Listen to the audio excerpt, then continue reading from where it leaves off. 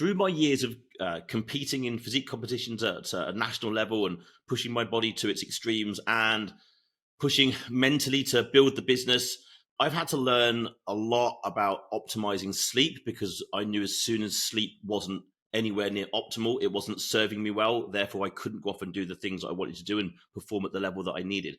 So over the years, the decades, I've had to learn a lot about the optimization of sleep. So in this podcast episode, I'm going to give you my top 25 sleep hacks. Let's go get it.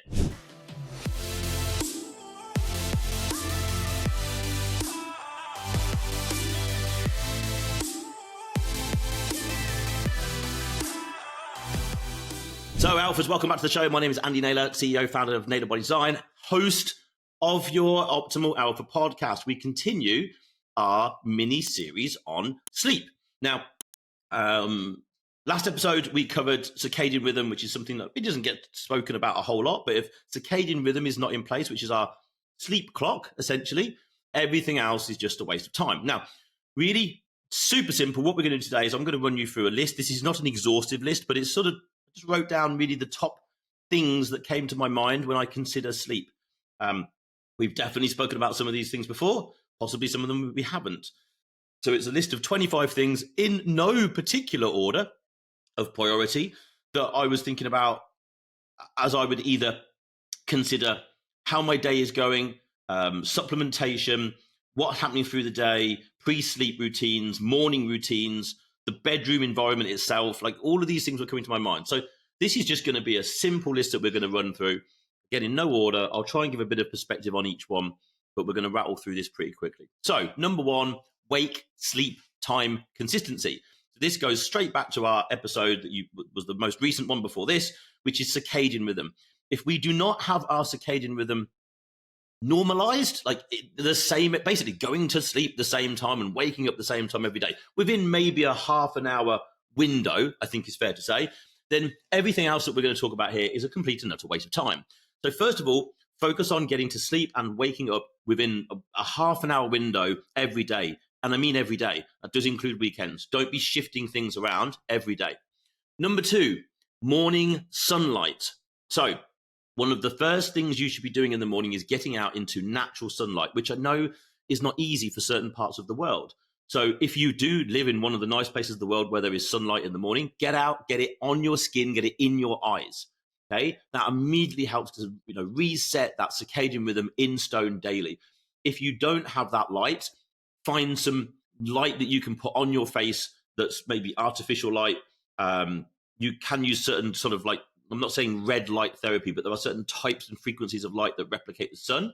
Some people use these as lamps that go in the opposite. Well, actually, no, some people use this as lamps to wake us up. I'm trying to think of the name of the lamp now.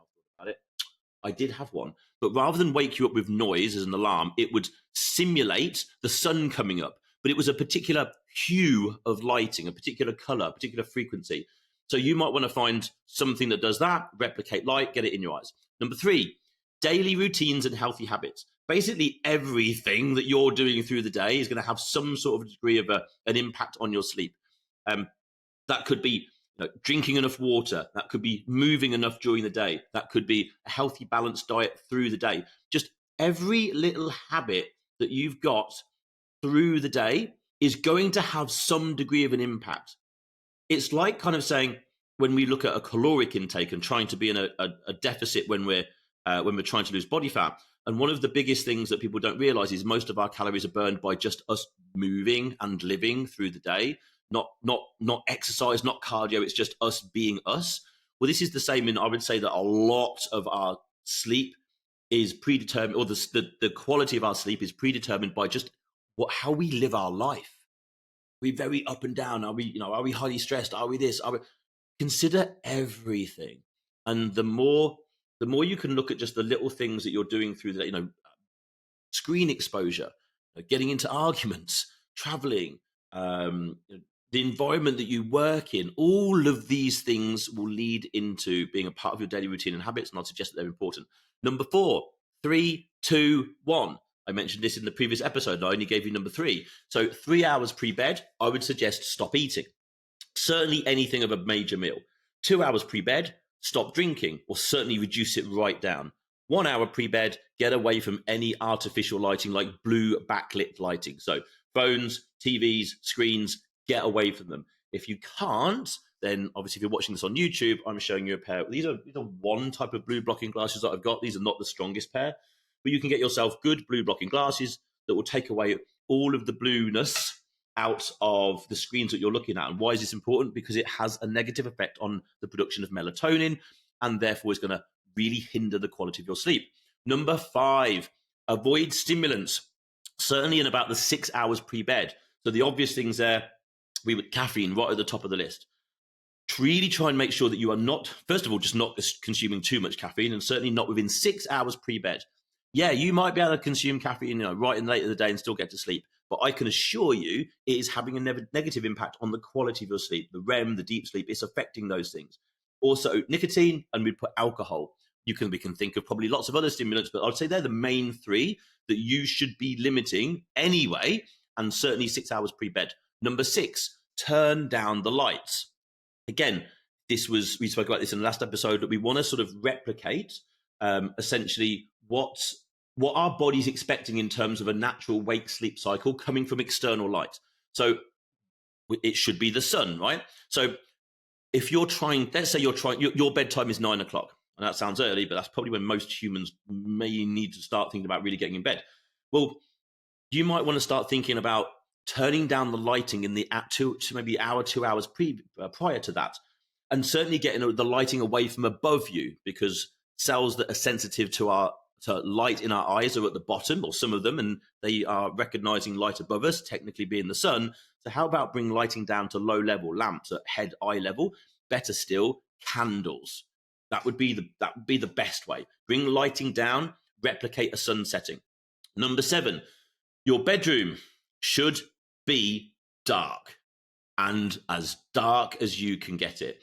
So, for example, I'm in an apartment at the moment where if I have a sliding door to my wardrobe where my clothes are hanging, and there's like a little switch, and as you open it, light comes on, and as you close it, the light goes off.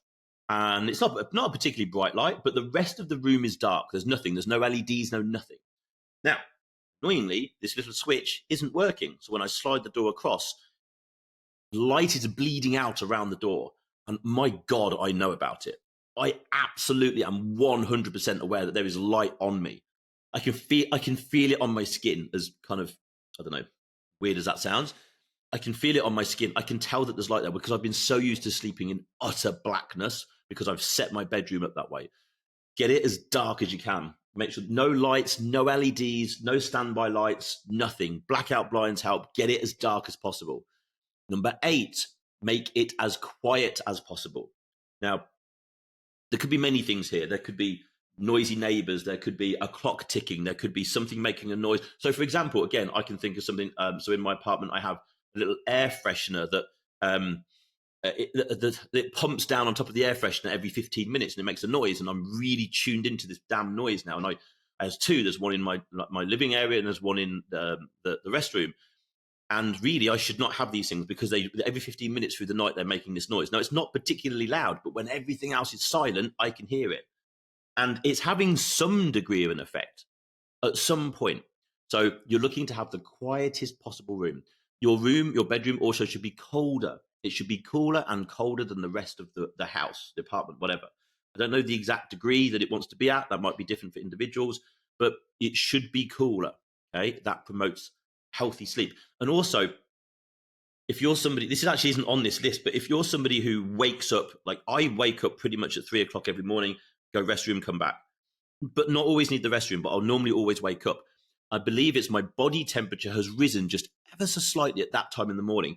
That could be because melatonin is just starting to dissipate and cortisol is just starting to wake up, because that's what's going to wake us up. So there could be a natural body reaction to that, which a lot of people wake up in this sort of 3-ish area.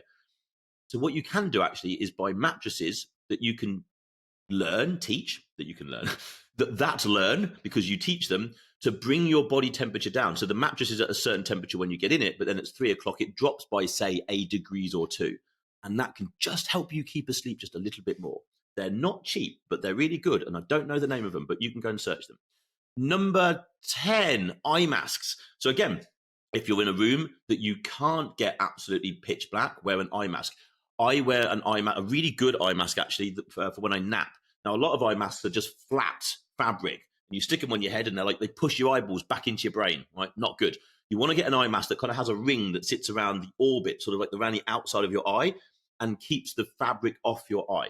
They're not expensive, but certainly if you're going to nap, they will make all the difference. Eye masks. Number 11, earbuds. So, for example, my wife will use earbuds if, let's say, for example, I'm in a phase where I'm pushing body weight up, right? So I'm trying to grow muscle. Therefore, I'm eating more food. Therefore, chances are I'm going to snore more. Certainly, if I like most men, if I'm lying on my back, there's a chance I'm going to snore. So rather than now wake me up, which doesn't seem to work anyway, my wife wears earbuds so she can get a peaceful night's sleep. But it's a really good example. Again, if you're sleeping, say, around a busy area or at a time, maybe you've got shift work and you're trying to sleep through the day, just get eye mask on, put earbuds in. Like, create the environment internally that is as quiet and as dark as you possibly can. Number 12, in the bedroom, there should be 0 electricals. And I do mean 0. There should be nothing in there. There is no reason for you to have any electrical devices in your bedroom, technically. A bedroom is for 2 things. One of them is sleeping. There should be no electricals in there. Okay, so it's certainly electricals that have standby lights, because even that, your body is aware that there's a light. But there should be nothing in there. Okay, no electricals, no TV that you watch while you're going to sleep. Like, the amount of people that have said to me, oh yeah, no, I tend to watch TV to fall asleep to. Now, there's a number of things wrong with that. One, that's about the worst thing. Watching something on TV is stimulating. Like, it's you're either following a story or you're making up like thoughts in your mind about what might happen in the next scene or so on and so forth. It's stimulating. Plus also, it's blue backlit, so it's going to stuff up your melatonin. It's like the worst thing possible. Do not do that. Find a better way to relax and fall asleep. There's a gazillion things you could be doing than staring at a telly. So there should be 0 electricals. Alphas. I interrupt this show with a simple message.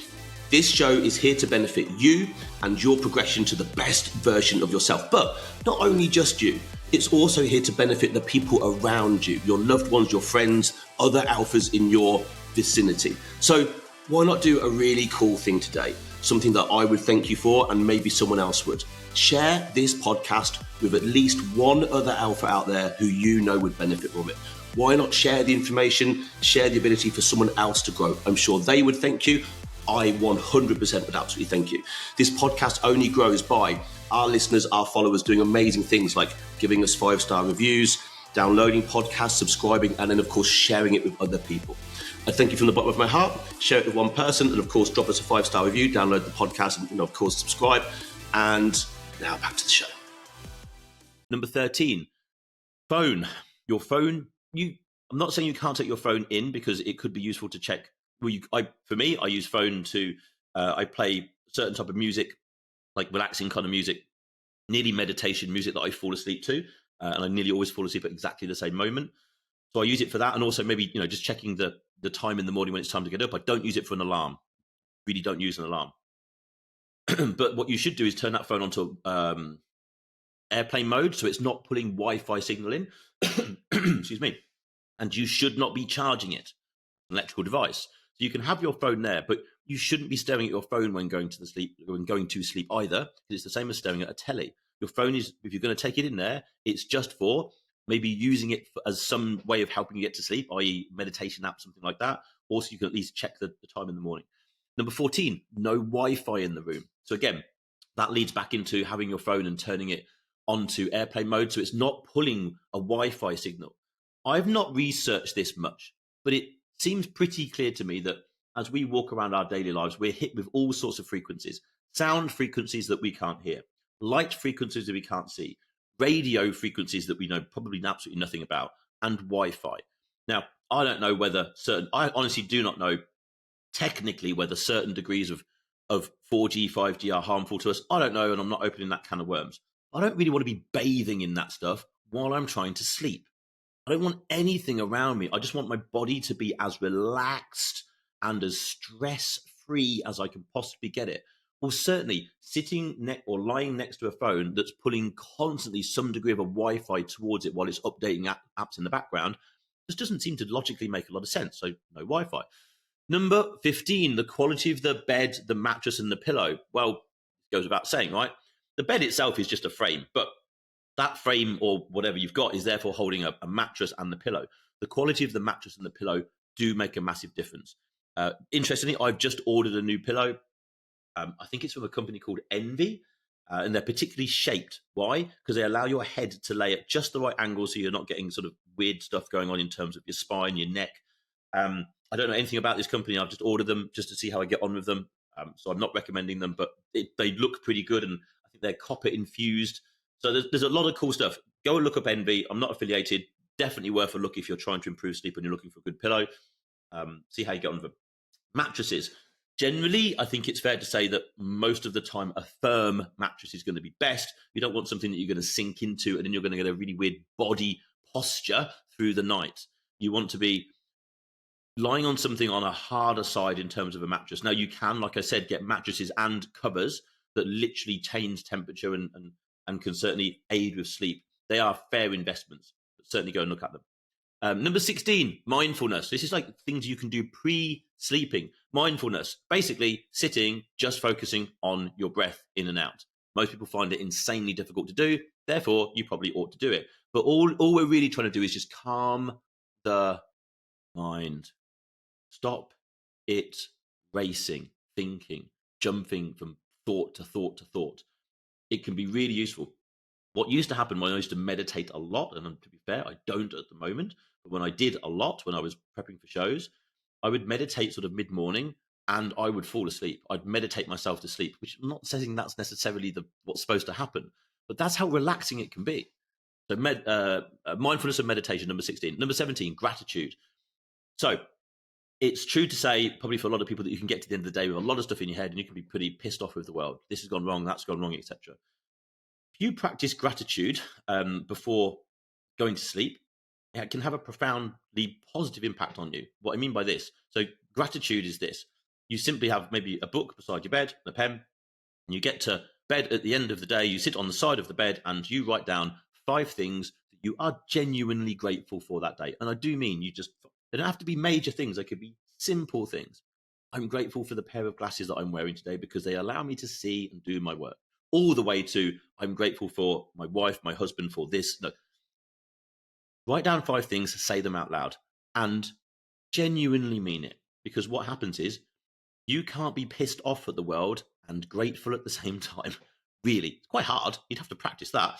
So if you put yourself into a really grateful mindset, there is a fair chance that you're going to not feel pissed off and angry at whatever you did. You've set yourself up mentally to relax into sleep. Also, what can help is number 18, which is box breathing, which is sort of somewhere around mindfulness, I would say. Box breathing is simple. It's the easiest and possibly most or the best way that we have to actively bring us or change our autonomic nervous system. So take us from sympathetic tone, fight and flight, to parasympathetic, rest and digest. So if we want to move ourselves along that sort of continuum back from sympathetic to parasympathetic, which I would suggest would be wise, then one of the best things we have is breathing. Box breathing is simple. You breathe nasally in and out, I would suggest, because it's just easier. And you go 4 seconds in, 4 seconds hold, 4 seconds out, and just imagine every worry and stress draining and melting away from you at that point, and it will. And then 4 seconds hold. So 4 seconds in, 4 seconds hold, 4 seconds out, 4 seconds hold. Do that for 2 to 3 minutes and you will immediately feel more relaxed. There's no question. Number 19, reduce late day stress. Now, this can come in many forms, but it could be arguments with family. It could be working too late. It could be watching films that are, like, weirdly, I know now at the age that I'm at, and I don't know why this is, if I watch really like horror films or really hugely suspense-based films, and certainly horror films, I can feel my heart rate go up, which it probably did when I was younger, but I feel it go up and I feel more anxious. I'm far more aware of the sensation of anxiety or stress or even some kind of alertness if I'm watching a film like that.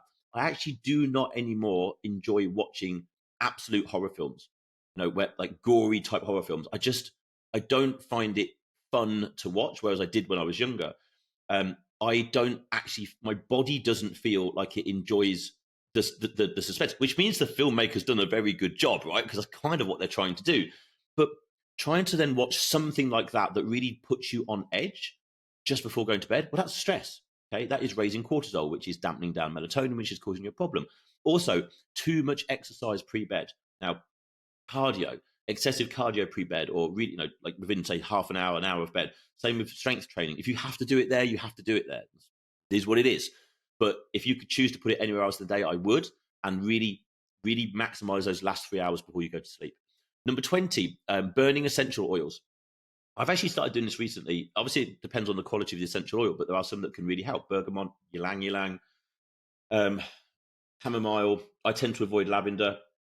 Cedarwood, I think, is another one. A number of these, if you burn them, again, if they're good quality essential oils, can have a really cool impact on, again, just calming. Because again, if you were to walk into a good masseur's salon, they would be using scents and possibly essential oils to calm you down while you have a massage. So you could do the same thing for yourself. Just get a little. I have a little. In fact, I have two burners. Well, they're not burners, but they're producing the sort of vapor from the essential oils. I have one sat there to my desk right now, and in that one I have alertness and wake and all those sorts of essential oils, and I have one in the bedroom that it does exactly the opposite. That can really help. Number 21, noise while you sleep. Now, white noise, pink noise. Again, sometimes people say a fan produces this. So if you were in a really hot place and you could have a fan moving, it kind of just creates it's like a hum. It's not a noise that you can really attach to. It's just there. What it can kind of do is, when you close your eyes and the silence can be bloody deafening, like literally no noise, and all you can kind of hear is like noise that's not there. Well, if that is an issue that you get, what you can certainly do is then use, I mean, there's goodness knows how many apps. Quite frankly, an app is the best way to go, I would suggest, because you can control its time and you can have it turn off in, say, 30 minutes after you've turned it off, so you're then sleeping in silence. But you can use these things to create different types of noise. And there will be one that probably really helps you, and it just takes away that sharp edge of absolute silence and just gives that sort of something in the background, but it's not stimulating and keeping you awake. Number 22, few supplements really coming up here. First one would simply be magnesium threonate. So magnesium is an absolute must for every human on the planet. There are many different types of it. So for example, after I train, I take magnesium glycinate or biglycinate. But before bed, I take magnesium threonate. Definitely helps calm down the central nervous system and calm lots and lots of body systems. The threonate version seems to be one that crosses the blood-brain barrier a lot better. So I would recommend that. Something I've been taking recently that I'm not really quite sure on yet, which is something called apigenin, which is a form of chamomile, like a liquid ingestible chamomile. I've tried two brands. The second one that I'm trying at the moment, I definitely do think I notice. It's as if I take it and then I have what we would describe as sleep pressure. In other words, real drowsiness. But if I don't go to sleep at that point, I seem to come out the other side of it very quickly. Now that could be that. It could be something from a different sleep stack. I'm not sure. But if I'm in a place where I can literally fall asleep and I take the little stack that I do and I just fall asleep at that point, I'm off. But if I'm not ready to go to sleep yet, I seem to come out the other side of it and they seem to have worn off. But apigenin is certainly something to look at. L-theanine, again, super simple, super straightforward, but definitely promotes calmness. These three together, so magnesium, apigenin, and L-theanine, those three together they're really simple. They're really cost effective, but they can certainly help. Again, just internally, just sort of help your body relax, calm down, be ready for sleep. And finally, number 25, wearables. So all this is great, and you will know if you wake up in the morning and if you feel better and you've slept well, you feel better and you've slept well. Sometimes you don't need anyone or anything to tell you that, but it can be useful to get some data back. So I wear an Aura ring. For those of you on YouTube, I'm showing you what that looks like. It's just a ring. An Aura ring is just a tracking wearable, very much like a Garmin, a Fitbit, an Apple Watch, a Whoop strap. They all do similar things. I went for an Aura ring for many different reasons. I think they're great, by the way. And that tracks all sorts of metrics. So, for example, recently, I've changed a bit of a supplement regime that I was using in a fat loss phase, and I've watched my heart rate drop quite a few beats per minute, technically 20 beats per minute down from resting. And I've watched my heart rate variability go from sort of 16, 17 to into the 40s. Now, I wouldn't technically know that that's happening unless I had something to track it. So a wearable can be very useful. I would say, though, there can definitely be some days I wake and I feel great. Yeah, I am ready to go and I feel great. But my Oura Ring tells me, you had a really bad night's sleep. So me and my Oura Ring have an argument on a few occasions where I tell it exactly how I feel and it tells me what it thinks happened. So take the data with a pinch of salt. But data's data. It's always good to have and track. And we shouldn't get, I would say, myopically focused on trackable fitness wearing data things, but they can be useful. It's the same as weighing ourselves is useful. I would suggest that we don't get myopically focused on what the scales tell us, but it's a metric and we probably ought to be tracking it. It's the same with sleep, tracking REM, tracking deep, tracking light, the number of hours slept, how restless we were. This stuff can be useful because if your sleep is bad, you want to look at what is the worst area and then put in some sort of intervention, whatever that might be. One of these hacks, for example, see if it does something. You might know because you might feel better, but you might also therefore know because if you look at the depth, so I wouldn't know while I'm sleeping if my resting heart rate is down 20 beats per minute. Like I wouldn't have a clue. But I'm like, well, it's happening because this is tracking that and I can see it's going down. Well, that's obviously a healthy move, as with my heart rate variability going up. Okay. So also, if you put something in place and you can see that you're less restless through the night, that's obviously good. So wearables useful. So there we go, guys. There are absolutely no order. They are my top sort of 25 sleep hacks. And I'm using a mixture in some degree of all of these, or I'm certainly conscious of all of these. I am not perfect with all of these, just like everybody else. It's do the best you can. You'll never be 100%, but do the best you can. Okay, so that's going to finish off today's episode. I really hope you've enjoyed this one. If you've got any questions, of course, reach out in any of the socials and I'll be happy to answer. And of course, if you've enjoyed this, then someone you know also might enjoy this. Please do share the episode and the podcast with them. We'll all thank you for it. Take care. Over now.